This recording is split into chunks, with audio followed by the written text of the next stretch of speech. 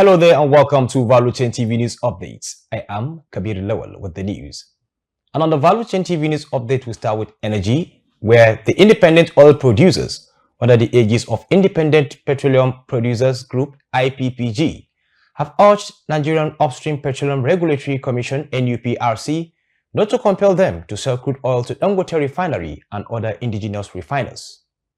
In a letter dated August 16, 2024, the IPPG chairman, Abdulrazak Isa, addressed the chief executive of NUPRC, Benga Komolafe, expressing concerns over the potential impact of such directive on their operations. The group also called on the Nigerian National Petroleum Company Limited (NNPCL) to redirect its allocated crude oil volumes to local refineries, emphasizing the need for a more balanced and strategic approach to crude oil distribution within the country. Director of the Center of Excellence in Environmental Management and Green Energy, Professor Anene Moneke, has commended investment in education made by the Shell Petroleum Development Company SPDC, NNPC Total Energies and NOAC joint venture, identifying it as catalyst for addressing Nigerians' energy challenges.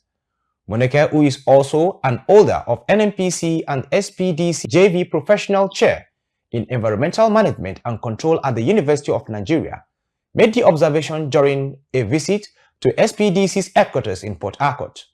Professor Moneke emphasized the pivotal role of the center in developing sustainable energy solutions and commended SPDC's commitment to fostering academic excellence and environmental sustainability, highlighting the immediate and long-term benefits for the country. The founder and executive chairman of African Energy Chambers, NJ Ayuk, has stated that the global drive for energy transition should rather be geared towards a just transition. NJ Ayuk made this statement while speaking at an online event hosted by Honorable Minister of State Petroleum Resources Gas, Eperike Epo, on expanding Nigeria's gas potential with compressed natural gas (CNG), liquefied petroleum gas (LPG), and liquefied natural gas (LNG. He expressed that Africa needs to take actionable steps towards transition, like boldly declaring natural gas as green energy. NJ Ayuk further noted that Africa needs to move from victims to active participants in the gas sector. And in the meantime, following the ongoing face-off between it and Nigerian police, the leadership of the Nigerian Labour Congress has asked its members to be ready to commence a nationwide strike if anything happened to the NLC President Joe Ajaero, who was invited by the police for questioning over terrorism financing allegation. Some Nigerians shared their thoughts on the directive of the Labour Union. The report. For one individual, what is his contribution to the nation? So the nation cannot go down because of one person. If he's free, if he knows his hands is clean, it should just come out. Simple. It's not a priority. I love what the NLC, one is two-way. They went and raided that place. Raiding that place in the first, they now say they say they are not the one. Police say they are not the one, but coming out again say this is what they now. Who know what they plant there? Because we don't even trust the law enforcement agency in Nigeria anymore. But for him to say it, for them to NLC to say they will go on strike for the one person, we don't support it. For me, I don't think it's the right thing because, we fight the previous protest come on and it was not effective. We've not seen anything. There was nothing positive that came out of that. So in my honest opinion, I think we should just reach a dialogue. Let's talk to the government. Let us hear what the government plans are and let's work from there. This is politics. This is what happens in Nigeria. We've seen this happen several times. Like when you stick your neck out for the masses, the government will come after you. But the thing is right now, with the way things are, not to aggravate the issue on ground, I think it's right for us to reach a dialogue. Let's talk about it. Let's reach a dialogue. That's the only way out for now.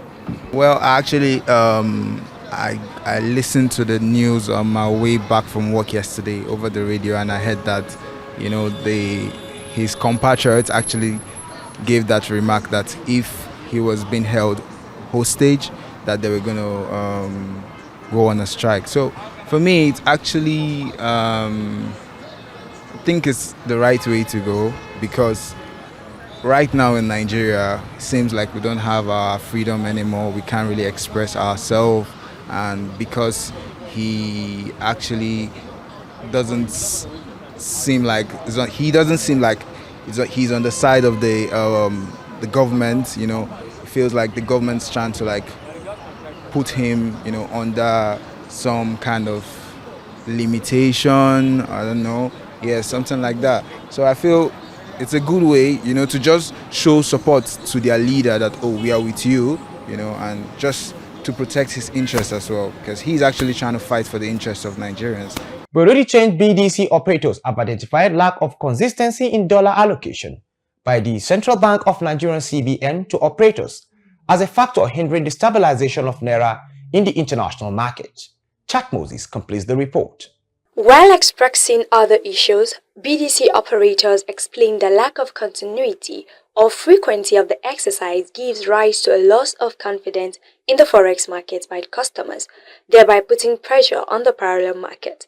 The BDC operators has advocated for the intervention of the CBN in the retail end of the market to be at least once or twice a week.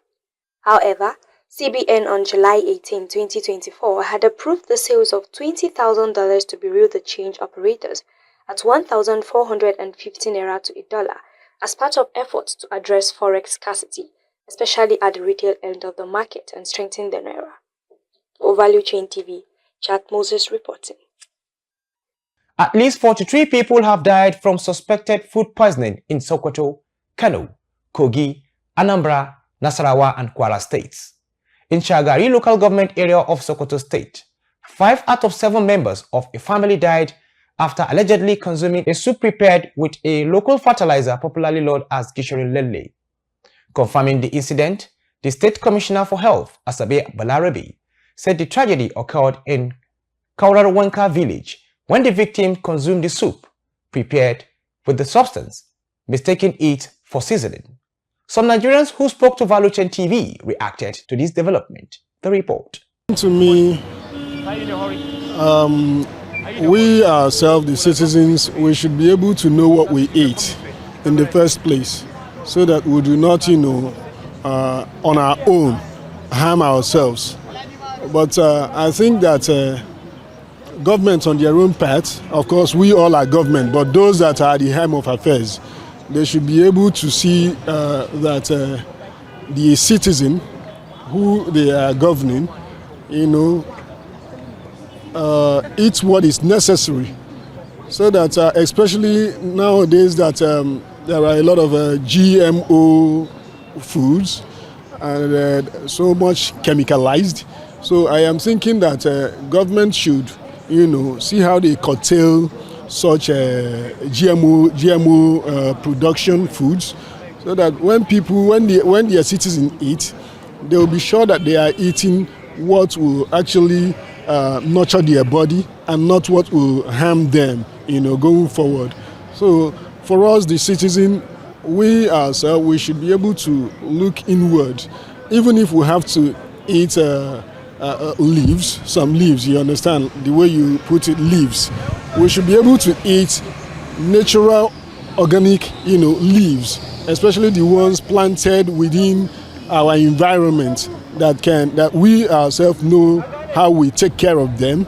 And when we eat them, we are sure of what we are eating, that is actually going to nurture our body and not the one that will poison our body.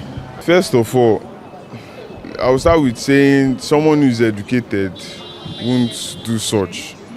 And so, illiteracy goes a long way, and it's not just people not having ideas on, that is really bad. So, if people if they were educated on some things, especially food they eat, nobody will go into the bush and look for leaves and start cooking to eat.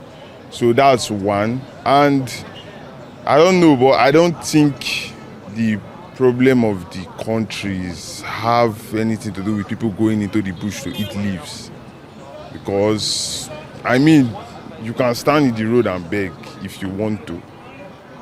It's your choice. You can do that, or you have family members, but going into we are in the 21st century. Some people don't know what that means. Still education. But I would just say people should know what they eat. Ask questions. if you don't have money to get what you want, you can ask for it.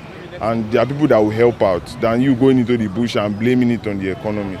And on the international scene, health authorities in Argentina are set to quarantine a cargo ship after a crew member exhibited symptoms of Mpox.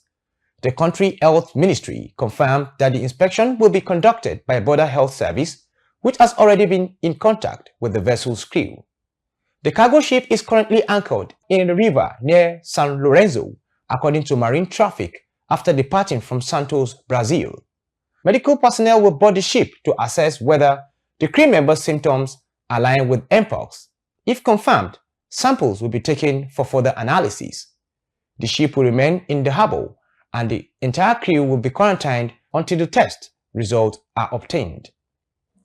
And in sport, as the year 2004-2005 Nigerian Premier Football League NPFL season approaches, clubs are ramping up efforts to strengthen their squad for the forthcoming campaign.